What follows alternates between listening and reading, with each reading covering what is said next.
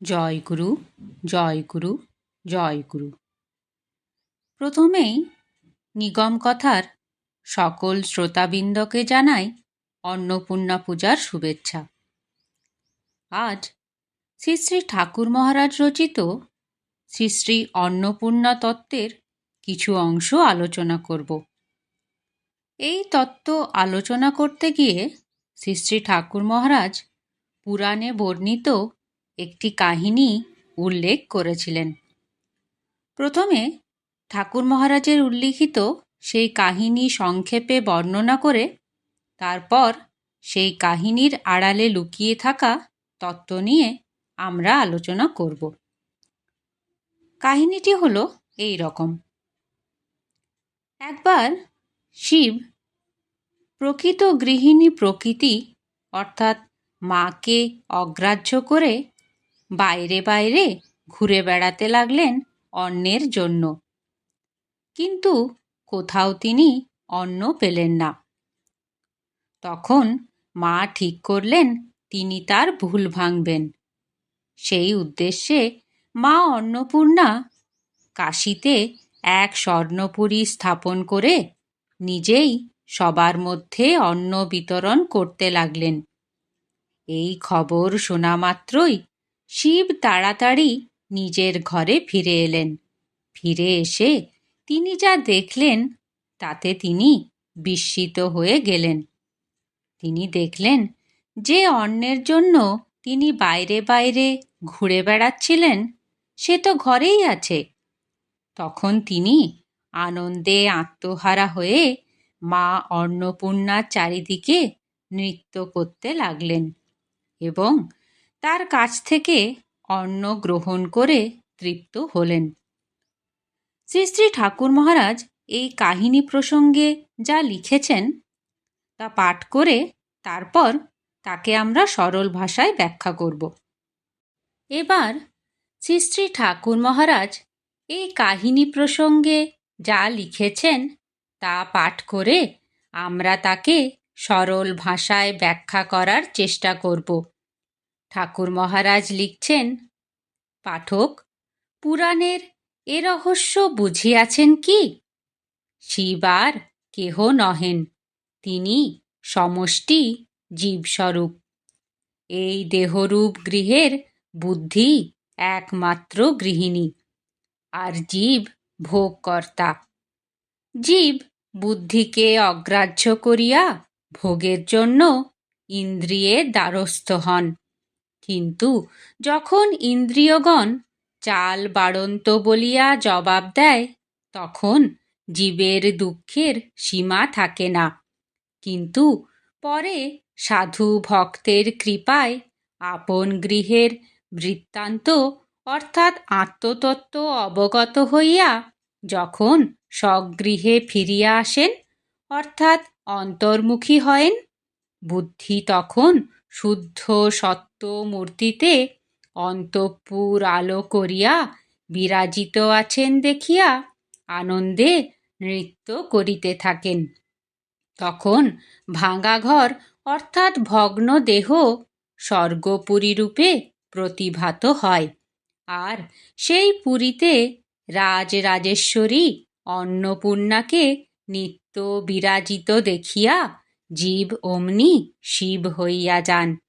তাই সাধক গাহিয়াছেন, আপনাতে মন আপনি থাকো, যেও নাকো কারো ঘরে, যা চাবি তাই বসে পাবি, খোঁজ আপন অন্তঃপুরে। এবার ঠাকুর মহারাজের লেখাকে আমরা সহজভাবে বুঝতে চেষ্টা করব। শ্রী শ্রী ঠাকুর মহারাজ এখানে বলতে চেয়েছেন, আমাদের এই দেহই হলো গৃহ, বুদ্ধি হলো এই দেহরূপ গৃহের গৃহিণী, অর্থাৎ বুদ্ধি জীবকে সঠিক দিশা দেখায়।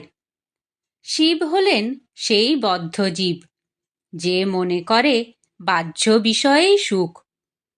বুদ্ধি বলে যে সুখ বাহিরে নেই, সুখ আছে অন্তরে, কিন্তু বুদ্ধিকে অগ্রাহ্য করে মনের বশবর্তী হয়ে জীব ইন্দ্রিয়ের মাধ্যমে বাহ্য বিষয়বস্তুর মধ্যে আনন্দ অনুসন্ধান করতে থাকে, কিন্তু বাস্তবে কোনো বাহ্য বিষয়ের মধ্যে স্থায়ী সুখ নেই।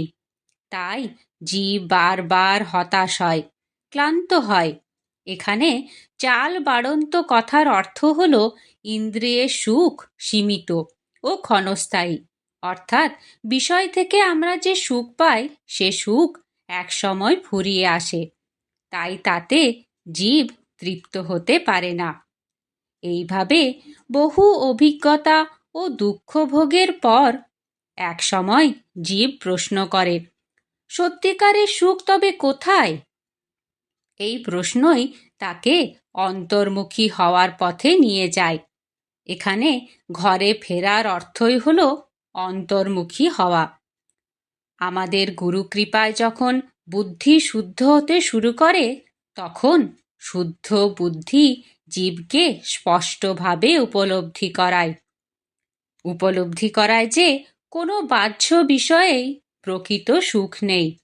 তখন জীব নিজের অন্তরে প্রবেশ করে এবং উপলব্ধি করে, আমিই আনন্দ স্বরূপ। আমি যে সুখ খুঁজছিলাম তা তো আমার মধ্যেই রয়েছে। আমি নিজেই পরিপূর্ণ, আমি নিজেই ধনী। আমার বাইরে কারো কাছে কিছু চাওয়ার প্রয়োজন নেই। এই উপলব্ধির সঙ্গে সঙ্গে জীবের সমস্ত অভাববোধ দূর হয়ে যায়। তখন সে আনন্দে ভরে ওঠে এবং সেই আনন্দে যেন নৃত্য করতে থাকে। তখন এই সাধারণ দেহই তার কাছে স্বর্গপুরীর মতো মনে হয়, কারণ সে নিজের অন্তরে নিত্য বিরাজমান আনন্দ স্বরূপকে উপলব্ধি করতে পেরেছে। অর্থাৎ এই যে পুরাণের কাহিনী আমরা জানলাম, এই পুরাণের কাহিনীতে আমরা কি শিক্ষা পেলাম? না, পুরাণের কাহিনীতে আমরা দেখছি যে শিব তার গৃহিণীকে অগ্রাহ্য করে তিনি দ্বারে দ্বারে ভিক্ষা করে বেড়াচ্ছেন অন্নের জন্য।